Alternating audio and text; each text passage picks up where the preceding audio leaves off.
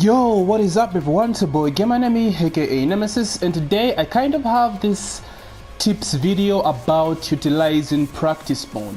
Now this might not be a very useful video if you're like a pro player, or high level intermediate player, but it's for those people that are kind of new at the game or just are thinking of getting better via practice mode. Because I do have a friend from South Africa. He's kind of getting into the game, and there's one thing he told me that really got to me.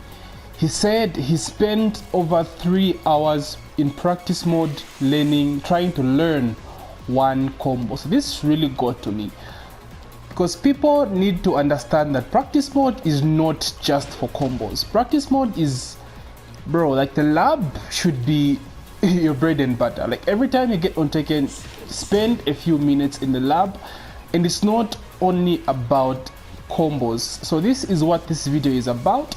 That statement really got to me, and I thought to myself, if there's one person that does that, then there are a lot of people that actually do the same thing, right? So if you're one of those, then this video is for you, and hopefully you get 1 or 2 things from this video. So yeah, without further ado, let's get right into it. Okay, so I'm just going to give like a summary of a rundown of the most important things you should be doing in practice mode. Like Teken is a very wide game when it comes to like mechanics and just overall learning the game. So if I were to make a tutorial on that, it would take me over an hour, honestly speaking, right? From poking, punishment, getting up from the ground, movement, sidestepping, low pokes, punishment from low pokes, all that kind of things. Like it would just take me forever. So I'm just going to do a simple rundown of one of the most important things you should be doing in practice mode. Even as a very good player, you must always do these things. Firstly is defensive training. This is by far one of the most important things in Teken. You must utilize the record function. So if you are not familiar with this mechanic in the game, you practically can record the computer or the CPU to perform certain actions, right, and play it back and to see how you can deal with that specific move. For example, I can record Jack here to do a down forward one into a low poke, right? So I can now play it back. I know a lot of people are familiar with this, but if you're not, please, this is something you must always do. So doing things like this can allow you to practice on how to be defensive against certain characters. In this situation with Jack, for example, I recorded to do down forward one into down back one. So all I can do is learn to low parry or block and punish. Things like that. This is just a basic way of defensive training in Teken. So this can apply to a lot of things. Even just punishment, right? From normal moves like Jack down forward 2, you learn to punish that. Now this might not be like a very beginner friendly tip, but as you spend more time in practice mode, you alternate between a lot of different things, right? You'll be doing combos, after some time you'll be trying movement, you'll be trying throw breaks, you'll be trying punishment. So you'll be alternating. You won't just stick to one thing in practice mode. This is one thing you must know. You'll be changing, the things you do while you're in practice mode. So defensive training is one of the most important things, and you must utilize this in practice mode as well. Number 2, let's talk about throw breaks. I have a video on throw breaks, but it's kind of the same thing, such as utilizing the record function, right? I can record 2 different throw breaks. For example, with Jack here, right? I can say normal throw, and then I can say, what's his special throw? Is it down forward 2+4? Yeah, special throw. So let me just record that. Special throw, normal throw. All right, so if I can record these 2 functions, I can learn to throw breaks by looking at what arm Jack uses. This is another example of how to use defensive training.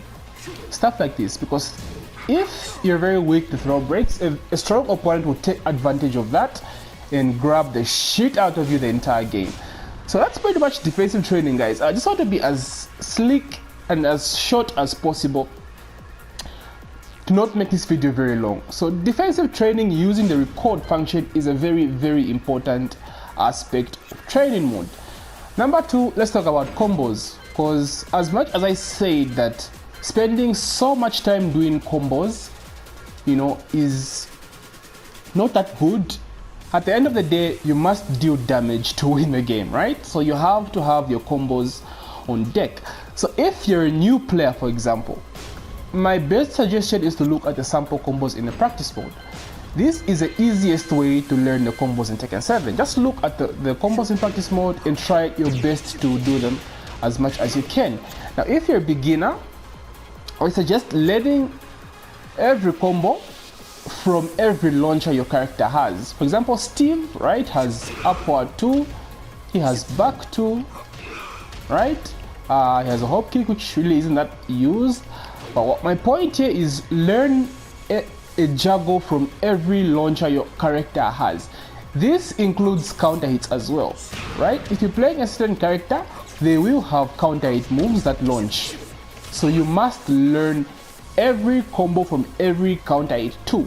This is the most important thing for a beginner. For an intermediate or very good player, I suggest practicing the most optimal combos of your character. In the case of Steve, Steve has his down forward 2, right? The combo is so hard that a lot of people just do this. They go down forward 2, counter hit into, Jesus Christ, it's been so long and keep on dropping the cancel. This is the basic thing Steve players do, right? If they can't learn the combo. If you're a very competitive player or a strong player, spend at least 30 minutes or an hour or so trying to get the timing, right, of this hard combo. Now almost every character in the game, right, has a max damage combo that might be very, very difficult to do. Yeah, so if your character has a specific combo that's very difficult to do but is max damage, put in the time to maximize, right, the combo damage. Put in the time to learn that specific combo, because at the end of the day, in a tournament, right, 3 damage, right, the difference between you winning a match and you losing a match, right? It might sound, not very practical, but guys, believe me, if you ever dropped a combo in a tournament and lost, it haunts you for the rest of your years, bro. Like, you have to learn this stuff, bro. That's just how it is. If you're competitive especially, you have to learn these things, bro. Like, you just have to. So maximizing combo damage and learning your combos is very important as well in practice mode.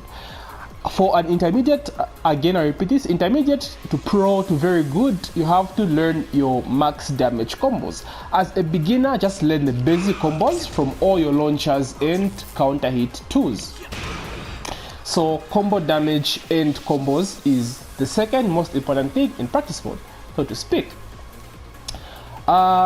Let's talk about, what can we do next?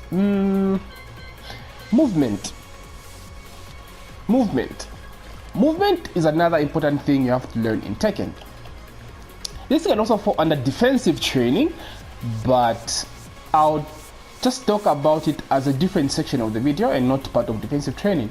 So I have talked about Korean backdashing. I have a video on how to Korean backdash. I talked about this as well. Learning how to backdash, right, is essential in this game. Movement is one of the strongest aspects of Tekken 7, right?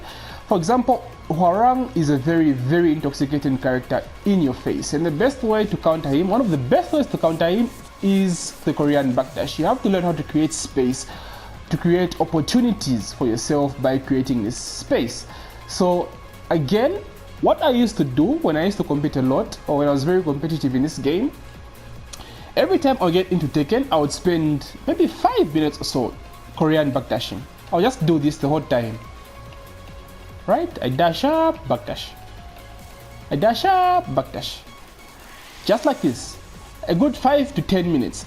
now it reached a point where it's just natural now. Every time I'm in a high level match or I'm just playing Teken naturally, it's become instinct to just move like this all the damn time. It becomes instinct, bro. Like, you have to do this stuff. It's very important.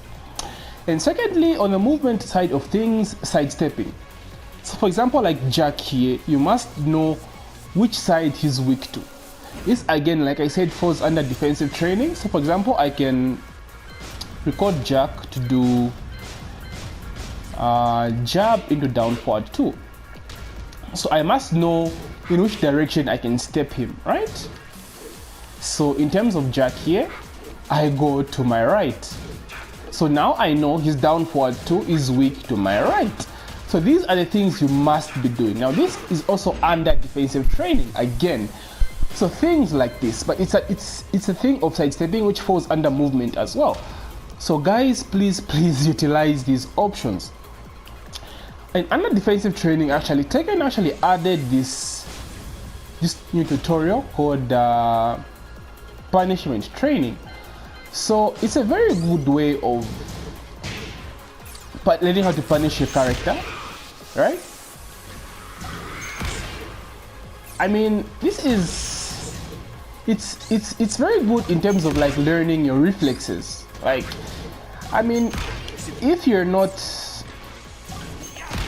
really not into this kind of thing, you can do things your own way, right? Like I showed you about recording and all that stuff.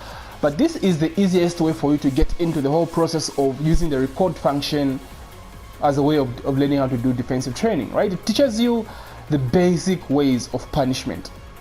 This, again, is very important. Like, at the beginning of the time Namco added this function to Teken 7, I would actually spend a few minutes doing punishment training as well, because I am human and I do miss a lot of punishment. Like, as you saw there, I had like some wrong punishment, right?